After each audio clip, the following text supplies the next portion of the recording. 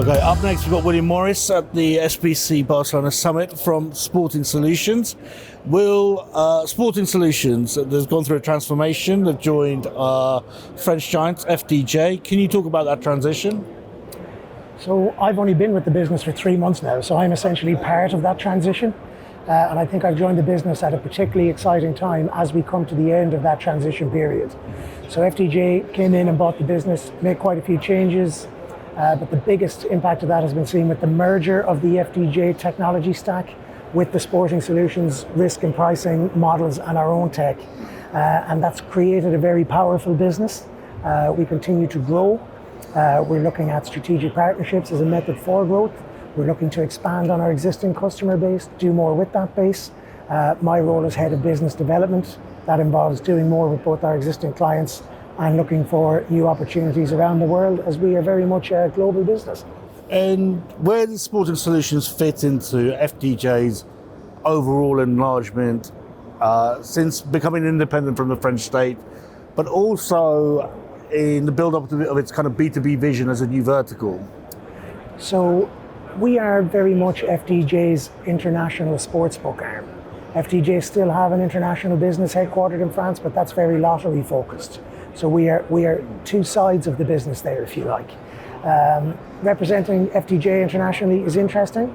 It opens a lot of doors. We are obviously a very large lottery business. It gives us a lot of credibility with different suppliers, and it gives rise to opportunities for the business, as we've seen by some of the deals we've attracted even before I've joined while working with FDJ, such as our deals in Canada with the Ontario OLGC and with the Alberta guys as well. So that's exciting.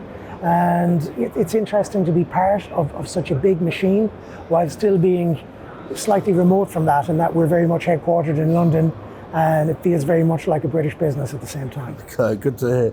And so, as a commercial director, I mean, where's your job taking to? I mean, what new markets are you exploring at the moment, and where do you think the iron's hot for sports betting?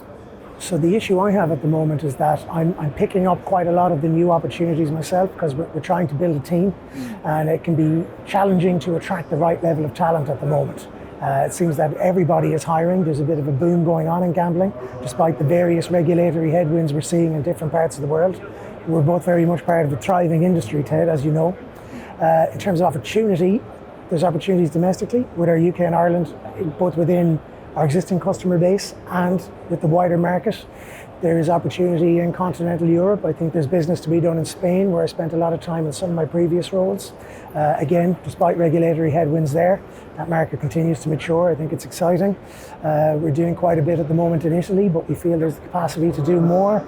And looking further afield, Andy Wright, our Chief Executive, and I have some time planned in Australia coming up, where we're doing quite a bit of business already. But again, we feel that there's more we can do. And look, everybody's got eyes on the US. We're looking at how we approach that market. There's some very good groundwork done there already. We'll have a presence at G2E coming up in the next few weeks. We're looking at the World Lottery Association conference in Vancouver as well as an opportunity to do some business. So I have 2 small children at home. I'm not going to see much of them between now and Christmas, unfortunately, but there we go. That's the role sometimes. And how do you think the game is changing for, well, the the solutions providers, the platform? 2022 seems to be a year of ruptures where people are kind of rethinking their strategy. Why is that? Well, look, since I started out in this industry 16, 17 years ago now, we've seen an enormous amount of change. But I think the biggest changes we've seen have been around regulation, be that regulation of new markets or increased regulation in existing markets as they have matured. I think there's a lot of lessons to be learned, particularly for the US market, based on what's happening now in the UK and what has happened in Australia as well previously.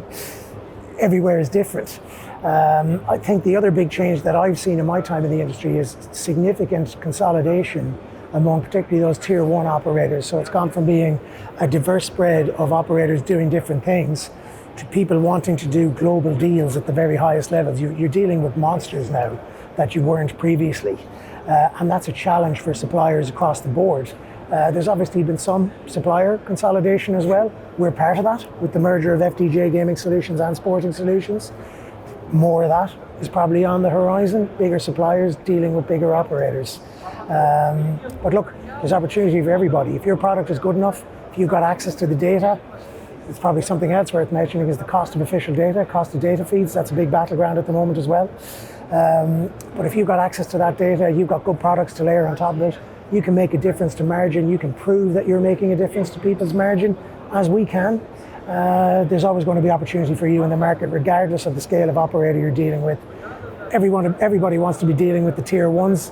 I think a lot of suppliers are finding that they've moved a lot of their own dev and they've moved a lot of their own product initiatives in-house. There's opportunity to be had elsewhere in the market, and it's about finding, who's the next Flutter, who's the next Intune, or who's the next Bet365. Do you have confidence that there is, that this market can produce challenger brands, knowing what they're up against and how saturated these markets are becoming? Yeah, again, it comes back to consolidation. So if you are a challenger brand, your product has to be good. You're going to have to differentiate based on product, because are you going to have the marketing budget of a Flutter? Probably not. And we've even seen that in the UK over the years, and this goes back to a number of years ago. There were a lot of big bookmakers operating in the UK, whereas it's become very tight at the top of that market. I think there's opportunities for challenger brands, yes. Product differentiation is the key. Making sure you have something that nobody else does, what makes you stand out. And I think, without wanting to make this totally about ourselves, when we're having a wider market discussion, stuff like the Bet Builder tool, we're very proud of our joint venture with Stats Perform and the exclusive use of data that gives us. That gives rise to opportunities for our existing customers where we've got them integrated already. And it also gives opportunities for new challenger brands in particular to make themselves stand out, give themselves a point of differentiation, particularly around football, where it's very hard to do that. So look, we're moving into the end of the year, and what do you think is dawning on the horizon for sports betting? You've got the World Cup coming up. Yeah. You've got a lot of regulation coming in through Europe. So what's on your radar? So from my own perspective, still being relatively new to my role and having inherited a pipeline, for the rest, we're looking to close out a couple of deals. The World Cup makes that slightly challenging, where you've got code freezes and that kind of stuff kicking in with operators.